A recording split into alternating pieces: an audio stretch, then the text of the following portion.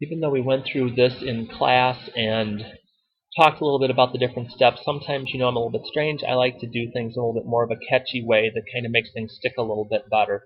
So I'm going to explain through this quick kind of PowerPoint presentation how completing the square works, but then I am going to go back and attempt to sing a song that I have created to We Will Rock You going with this. So I am not going to be on American Idol anytime soon. I will not be looking for a recording contract or going into the music industry, but I will be attempting to, help make this make a little more sense. So completing the square.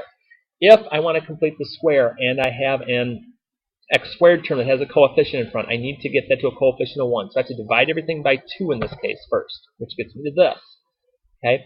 Once I have that coefficient down to x squared, I need just my x terms on one side of the equation. So if I add 5, boom, here we go here. Okay?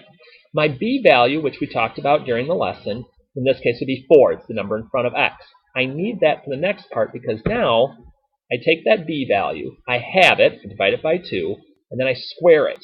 So that's going to give me 4.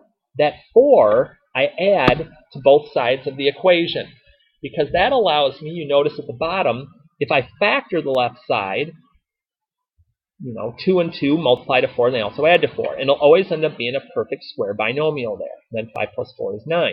Well, now it's just factoring like we have been before. I need to take the square root of each side in order to get the squared off of my x plus 2. Remember, it's plus minus on the other side. And then when we get to that point, square root of 9 is 3.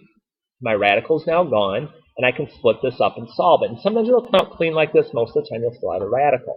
So here it goes on my version of song. Again, I apologize in advance, and I don't know.